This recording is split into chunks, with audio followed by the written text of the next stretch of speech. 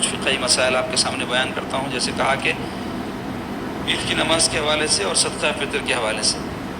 تو پہلے صدقہ فطر کی بیان کریں گے کیونکہ عید کی نماز کو جانے سے پہلے دینا ہے نا, لیکن آگے پیچھے بھی ہوا تو چلتا, مسائل بیان ہوتے.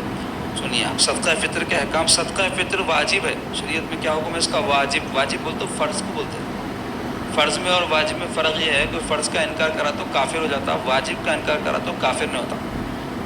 لیکن دونوں میں ایک بات یہ ہے کہ دونوں کا چھوڑنے والا اتنے گناہ گار ہے, فرض کا بھی واجب کا بھی. تو صدقہ فطر کیا ہے؟ واجب ہے.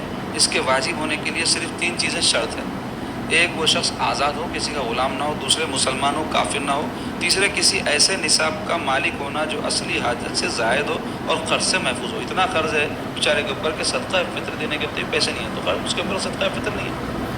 لیکن اس کے پاس اپنی ضروریات زندگی کے علاوہ 100-200 روپے ہے جس سے انہیں کسی غریب کو دے سکتا, تو صدقہ فطر دینا.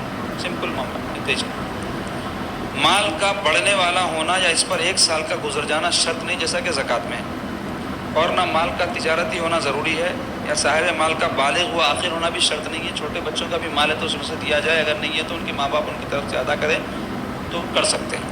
حتیٰ کہ نابالغ بچوں اور مجنونوں پر بھی, بولتے پاگلوں پر بھی صدقہ فطر واجب ہے. ان کے اولیاء یعنی سرپرستوں کو ان کی طرف سے ادا کرنا چاہیے. دوسرا مسئلہ, صدقہ فطر کے صحیح ہونے میں وہی سب شرطیں جو زکوٰۃ کے صحیح ہونے میں ہیں, وہ کیا ہے اس کی تفصیل ہے. تیسرے, صدقہ فطر عید الفطر کے دن صبح صادق طلوع ہوتے ہی واجب ہوتا ہے, لیکن کوئی آج بھی ادا کر دے تو ادا ہو جاتا ہے ایڈوانس میں. یا اگر ادا نہیں کیا تھا وقت پہ نماز سے پہلے, تو نماز کے بعد بھی ہمیشہ ہمیشہ اس پہ باقی رہے گا. جتنے سال کا نہیں دیا پورا اس کے اوپر باقی ہے, اس کو ادا کرنا چاہیے. چوتھے, صدقہ فطر کی ادائی کا وقت تمام عمر ہے, یعنی یہ سال نہیں دے سکا چلو جان دو اچھا ہوا بچ گیا بلکہ نہیں بول سکتے. 10 سال کا اب تک نہیں دیے ہوئے تو 10 سال کا صدقہ فطر مرے تک باقی ہے. لیکن مستحب وقت عیدگاہ جانے سے پہلے ہے, یعنی نماز عید الفطر کے لیے عیدگاہ کو جانے سے قبل صدقہ فطر ادا کرنا مستحب ہے. وہ وقت پہ اگر فقیرہ نہیں ملتے پہلے سے کسی کو دینا تو دے لو.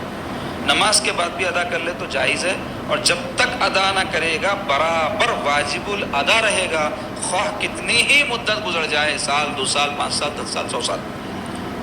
5, صدقہ فطر واجب ہونے کے لیے روزہ رکھنا شرط نہیں. بعض لوگ کسی عذر کی وجہ سے روزہ نہیں رکھ سکے, انہوں بھی صدقہ فطر ادا کرنا. میں رمضان کے روزے نہیں رکھا بلکہ نہیں چھوڑ سکتے صدقہ فطر کو. صدقہ فطر الگ ہے, روزہ الگ ہے, دونوں کے احکام الگ الگ.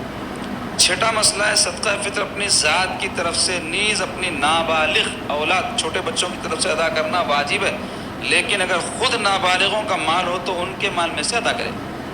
جیسے بچوں کو جو ہے عیدی ویدی ملتی, یا دادا دادی نانا نانی یا اماں بابا پیسے دے کے رکھتے, تو ان کو ترغیب دلانا, بیٹے تمہارے پیسے رکھ لو, اس میں سے 100 روپے دے, یہاں صدقہ فطر دیں گے. بولنا اپن دے سکتے ہوں گے, 100 روپے بڑی چیز نہیں ہے, 100 سوا 100 200 میں صدقہ فطر ادا ہو جاتا.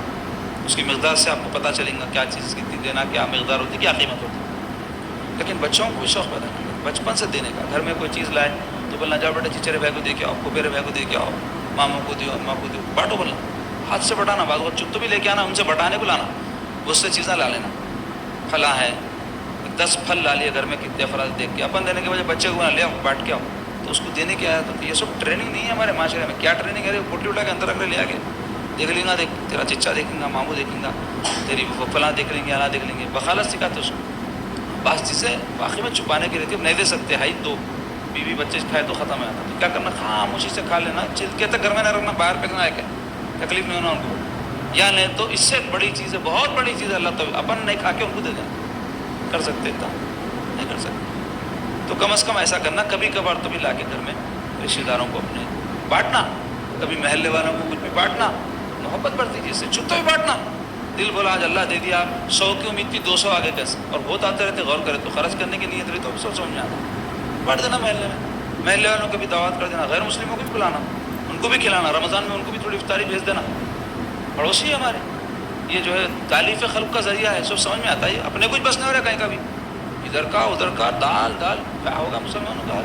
رمضان میں اتنا آتا, دینے کا خیال نہیں آتا. دیتے بھی ہوں گے, صبح سے نہیں ہے, مگر بول رہا ہوں اپنی جان کو میں, دوسرے کو تو ہے, اور اللہ توفیق دے تو بولے ادا کرنا چاہیے. 7واں مسئلہ, بالغ اولاد کی طرف سے صدقہ فطر ادا کرنا واجب نہیں. بچے جو بڑے ہو گئے ان کی طرف سے بابا کو اماں کو تو دینا ہی نہیں ہے, بابا کو دینا ضروری نہیں ہے. اگرچہ وہ باپ ہی کے زیر پرورش ہو تب بھی واجب نہیں ہے. پھر کیسا دینا, وہ بچے کو شعور ہے نا, اس کو بولنا دیکھ رہے بڑا ہو گیا تو آئندہ سال تیرے اوپر صدقہ فطر واجب ہوتا, ابھی سے تھوڑے تھوڑے 5-5 روپے ڈال کے رکھ, 5-5 روپے کی تو نیٹ نظر بھی نہیں آ رही ہے کورونوں میں، یعنی تھوڑے تھوڑے پیسے جمع کر میاں سر ترغیب دلانا. البتہ مجنون ہو تو ان کی طرف سے ادا کرنا باپ پہ واجب ہے. 8واں مسئلہ، ماں پر اپنے چھوٹے بچوں کی طرف سے صدقہ فطر واجب نہیں، باپ پہ ہے بولنا چاہ رہے ہیں. 9واں مسئلہ، شوہر پر بیوی کا صدقہ فطر واجب نہیں، نہ زکوٰۃ. زوجہ کو اپنے مال سے ادا کرنا چاہیے. کہاں سے آئیں گا؟ بولے نا سونا ہے نا جی، اتنا دن کا تو بھی رہتا، اور تک چاندی تو بھی رہتی، کچھ بھی رہتا. اب شوہر صاحب دے دے رہے ادا ہو جاتا، لیکن بیوی صاحبہ کو بھی رہنا. اب آئندہ رمضان میں تو بھی کرو ایسا کہ اب آئندہ رمضان تک 12 مہینے آپا کو خیال رہنا کہ اب ایک سال میں 365 دن روزانہ 1 روپیہ بھی جائے تو 360 روپے جمع ہوتے. 360 روپے صدقہ فطر دوں گی بول کے نیت کرنا. بعض اچھے بھی رہتے، عورتوں بہت دیتے، لیکن بعض نہیں دیتے. شعور ہی نہیں رہتا بولنا میں ان کو، یہی معلوم رہتا ہے 1 وے ٹریفک، خالی آنا ہمارے کو، جانے کا کچھ بھی رہتے نہیں. تو ایسا سسٹم صحیح نہ رہتا نا. 1 وے جہاں رہتا کتنی تکلیف ہوتی، 2 وے رہا تو سہولت رہتی، آؤ بھی جاؤ بھی. اس واسطے دینا بھی لینا بھی. اچھا، اور ایک مسئلہ بتا رہے جناب 10واں، صدقہ فطر کی مقدار یہ ہے کہ اگر گیہوں ہو تو آدھا سا ایک یہ ویٹ کا نام ہے، ہر شخص کی طرف سے دینا چاہیے. اور اگر جو یا کھجور یا منقع ہو تو ایک ساتھ. 2 قسمیں صدقہ فطر کی، ایک ہے کھجور کی، منقع کی، جو کی مقدار، اس کی مقدار ڈبل ہے. کس سے؟ اناج سے، چاول، جوار وغیرہ. گیہوں اگر دینا چاہ رہے ہیں تو آدھا دینا اس کا. اب وہ آج کے زمانے میں کتنا ویٹ ہوتا آگے آئیں گا مسئلہ وہ. تو اگر کوئی اچھے کھاتے پیتے ہیں تو انہوں کھجور وغیرہ کے حساب سے 2.5 کلو کی مقدار کے برابر دینا. اگر نہیں ہے تو کم سے کم کے حساب میں آ جا رہے ہیں تو یہ آدھا جو بتا رہے ہیں آدھا سا، وہ مقدار کی طرف آ جانا. اچھا، مسئلہ بتا رہے ہیں گیہوں اور جو کے دینے سے ان کا آٹا دینا افضل ہے کیونکہ کھانے میں سہولت رہتی ہے. اور اس سے افضل یہ ہے کہ ان کی قیمت دے دی جائے تاکہ انہیں کچھ بھی کر لے. اس طرح کھجور اور منقع کی بھی قیمت دینا افضل ہے کیونکہ حضور کے ارشاد میں یہ 4 چیزیں چاہیے، اس واسطے اس کا ذکر کر رہے ہیں. ورنہ اس سے متعلقہ اور جو اناج کی دوسری قسمیں بھی ہے وہ بھی دے سکتے. احادیث میں انہی 4 چیزوں کا ذکر. اگر کوئی شخص ان کے سوا کوئی اور چیز چاول جوار وغیرہ دینا چاہے تو قیمت کے لحاظ سے دے، یعنی وہ چیز اس قدر دے جس کی قیمت آدھے سا گیہوں یا 1 سا جو کے برابر ہو. اور اگر نقد دینا چاہے تو جس کی قیمت چاہے دے، یعنی کھجور وغیرہ 2.5 کلو ہوتا تو اس کی کیا قیمت ہے، یا 1.25 کلو چاول ہوتا تو اس کی کیا قیمت ہے، وہ دے تو بول رہے. اچھا، آدھا سا نظامیہ کا فتویٰ بیان کرو. آدھا سا 1.25 کلو ہوتا. تو اگر کوئی چاول گیہوں جوار دینا چاہ رہے ہیں تو 1.25 کلو دے. نہیں میرے پاس پیسے ہے تو 1.25 کلو کے کتنے ہوتے ہیں؟ 100 روپے بھی نہیں ہوتے جی. 1.25 کلو چاول کے 100 روپے بھی نہیں ہوتے. 60 روپے اچھا چاول ہے. اب باسمتی تو ہمارے پاس کھاتے نہیں، سونا مسوری کھاتے. 60-70 روپے 1.25 کلو کے 100 روپے ہوتے. 100 روپے سال میں ایک مرتبہ عید کی خوشی میں کسی غریب کو نہیں دے سکتے. 500 دیتا ہوں بولنا، ہوتے ہوں گے 100، اضافہ دیتا ہوں. اضافہ کتنا ہے ہو گیا؟ کم سے کم بتا دیے. اگر کوئی زیادہ پیسے رکھتا تو انہیں کیا کرنا، 1.25 کے بجائے 2.5 کلو دینا کھجور منقع وغیرہ کی قیمت. تو کھجور اگر 100 روپے کلو ہے تو 2.5 کلو لیے تو 250 روپے ہوتے. ایسا حساب کر لو بول رہے ہیں. ایک شخص کا صدقہ فطر ایک مسکین کو دینا بہتر ہے تاکہ اس کی ضرورت پوری ہوتی. اور اگر کئی مساکین کو 100 روپے 4 جنوں کو 5 جنوں کو بھی دے تو بانٹ دے سکتے، ایک کو بھی دے سکتے بول رہے ہیں، تب بھی جائز ہے. اسی طرح ایک مسکین کو کئی اشخاص کا فطرہ دینا بھی جائز ہے. 5 جنے مل کے 100 روپے ملا کے اپنا صدقہ فطر ایک جنوں کو دے دیے، یہ بھی جائز ہے. 12واں مسئلہ ہے صدقہ فطر بھی انہی لوگوں کو دینا چاہیے جن کو زکوٰۃ دے سکتے. کون؟ غریب، جو خود زکوٰۃ دینے کے قابل نہ، مسلمان اور سید نہ ہو، ان لوگوں کو دینا. اور جنہیں زکوٰۃ نہیں دے سکتے انہیں صدقہ فطر بھی نہیں دے سکتے. تو یہ تھے زکوٰۃ کے مسائل. اب آئیے عید کے آداب بیان کروں گا. عید کے بہت مسائل ہیں، وقت نہیں ہے اتنی تفصیل بیان کروں. عید کے موقع پہ جو ادب ملحوظ رکھنا ہے وہ کم از کم آپ کو پتہ ہونا چاہیے. حسب ذیل امور عید کے موقع پر یا تو سنت ہے یا مستحب ہے. ایک اپنی آرائش کرنا، مطلب اصلاح بنوانا، ناخن کتروانا وغیرہ. اس میں داڑھی مڈانا نہیں ہے، داڑھی مڈنا جائز نہیں ہے. دوسرے غسل کرنا سنت ہے. تیسرے مسواک کرنا، یہ تو مستقل سنت ہے. سرکار کی عید کے دن زیادہ اہتمام فرماتے ہیں کیونکہ مجمع میں جانا رہتا ہے نا، تو اس واسطے منہ میں سے کسی کے بو نہیں آنا. چوتھے عمدہ سے عمدہ لباس جو موجودہ پہننا، نیا پہننا ضروری نہیں. عمدہ بولے تو 10 کپڑے ہیں اس میں، اب اچھا میں جو پہنوں میرے پاس سب سے اچھا ہے سو ہے وہ پہن لینا عید کے دن. اب ہمارے اتنے چونچلے ہیں، بعض لوگ بولتے ہیں عید نہیں ہوئی ہماری، کہیں کو نہیں ہوئی میاں، کپڑے نہیں بنائے دیتے، کپڑوں سے عید ہے. عید کا تعلق اپنی دلی خوشی سے. اللہ تعالیٰ فرمائے خوشی کا دن ہے، خوشی منا. کون روکا تیرے کو؟ کپڑے پہنے تو خوش ہوتا کیا؟ کئی موقعوں پر تو انسان کو کوئی ظاہری نعمت نہیں ملتی مگر ایسا خوش ہوتا، اندر سے خوشی ہوتی. تو ایسی یہ دن ہے عید کا دن. اللہ تعالیٰ فرما دیے روزے رکھے آج تم کو بدلہ ملے گا اس کا، خوشی کا دن ہے. تو اہتمام اس کا کر لیے جس طریقے سے بھی ہو سہولت سے. بس عید کا دن ہے. 5ویں خوشبو لگانا اچھے قسم کی، 3rd کلاس، 2 کوڑی کی 5-10 روپے کی شیشی لے کے خوب جسم پہ میت پہ چھینکے سے کا چھلکنے لانا. بدبو سے دوسروں کی طبیعت خراب ہو جاتی، غلیظ کیمیکل کی طرح. اچھا عطر لگاؤ، نہیں لگائے اگر بیمار ہے، الرجی ہے کسی کو، نہیں لگائے تو کوئی بری بات نہیں ہے. لگا سکتے تو لگاؤ، اچھا لگاؤ گا. 6 عید کے دن فجر کی نماز محلے کی مسجد میں پڑھنا مستحب ہے. 7ویں عیدگاہ میں بہت سویرے جانا، جلدی جلدی جا کے نماز کا انتظار کرتے ہوئے تلاوت ذکر وغیرہ کرتے ہوئے بیٹھنا. 8ویں عید الفطر میں عیدگاہ جانے سے پہلے صدقہ فطر دینا مستحب ہے. 9ویں عید الفطر میں پہلے کھجور یا کوئی میٹھی چیز کھا کر نماز کو جانا. کب؟ عید الفطر میں. اور اگر کھجور ہو تو طاق عدد میں کھانا. طاق عدد بول تو 1 3 5 10 15 کھا جائیں گے طبیعت خراب ہو جاتی. طاق بولے تو 1 2 1 3 5 بہت ہو گئے.